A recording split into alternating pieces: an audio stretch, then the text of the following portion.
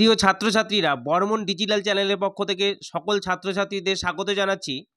দেখুন, যে সমস্ত ছাত্রছাত্রীরা মাধ্যমিক পাশ করেছেন এবং 60% নাম্বার পেয়েছেন, উচ্চ মাধ্যমিক পাশ করেছেন এবং 60% নাম্বার পেয়েছেন, এবং গ্র্যাজুয়েশন পাশ করার পর 50% নাম্বার অর্জন করেছে, এছাড়াও নার্সিং, ইঞ্জিনিয়ারিং এবং মেডিকেল লাইনে যে সমস্ত ছাত্রছাত্রী 50% এবং 60% নাম্বার অর্জন করেছে, তাদের জন্য কিন্তু এই গুরুত্বপূর্ণ ভিডিওটি।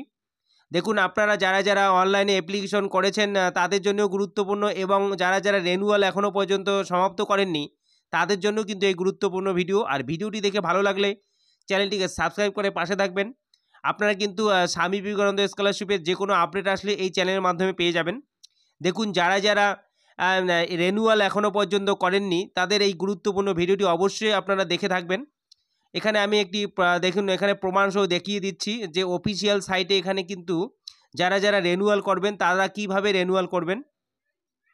এখানে একটি দেখুন ডিরেকশন দেখাচ্ছে, যে সমস্ত ছাত্রছাত্রী যারা কলেজে পড়ছে এবং MA পড়ছে তাদের ফার্স্ট রেনুয়ালের ক্ষেত্রে তাদের ফার্স্ট সেমিস্টারের পরীক্ষার নাম্বার এবং সেকেন্ড সেমিস্টারের পরীক্ষার নাম্বার দুটো যোগ করে বসাতে হবে প্রথম রেনুয়ালের ক্ষেত্রে।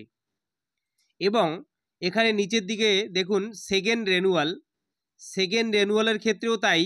এখানে থার্ড সেমিস্টার এবং ফোর্থ সেমিস্টারের রেজাল্টের যে নাম্বার আপনারা পাবেন সেই নাম্বার এখানে যোগ করে বসাতে হবে। অর্থাৎ যারা BA এবং MA পড়ে তাদের এখানে 4টা সেমিস্টারের পরীক্ষা হচ্ছে, তাদের এই দুটো সেমিস্টার করে একটা করে রেনুয়াল করতে হবে। তারপরে দেখুন এখানে সর্বশেষ নিচের দিকে direction for renewal of SVMCM scholarship of MBBS student যারা রয়েছে তাদের ফার্স্ট রেনুয়ালের ক্ষেত্রে এখানে প্রথম যে পরীক্ষা হবে সেই প্রথম পরীক্ষার নাম্বার যোগ করতে হবে। এখানে কিন্তু একটা গুরুত্বপূর্ণ বিষয়, MBBS যে সমস্ত ক্যান্ডিডেট রয়েছে তাদের এখানে সেমিস্টারের কথা কিন্তু উল্লেখ করা নেই। তারপর এখানে দেখুন সেকেন্ড রেনুয়ালের ক্ষেত্রে সেকেন্ড প্রুফ MBBS যে মার্কশিট থাকবে সেই নাম্বার যোগ করতে হবে। তারপরে থার্ড ফাইনাল রেনুয়ালের ক্ষেত্রেও তাই, থার্ড এবং ফাইনাল রেনুয়ালের ক্ষেত্রেও তাই। এখানে থার্ড রেনুয়ালের ক্ষেত্রে সেকেন্ড রেনুয়ালের নাম্বার যোগ করতে হবে, এবং যে ফোর্থ রেনুয়াল আছে ফোর্থ রেনুয়ালের সময় কিন্তু সেই থার্ড রেনুয়ালের মার্কশিটের নাম্বার যোগ করে এখানে অ্যাপ্লিকেশন করতে হবে।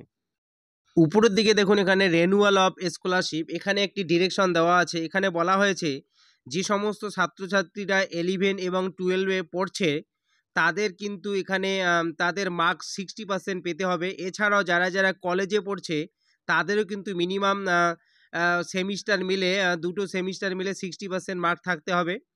এবং যারা যারা MA পড়ছে, MA পড়তে গেলে তাদের সেমিস্টারে দুটো সেমিস্টার মিলে 50% মার্ক থাকলে তারা আবেদন করতে পারবে। এটাই কিন্তু এখানে বলা আছে স্পষ্ট করে।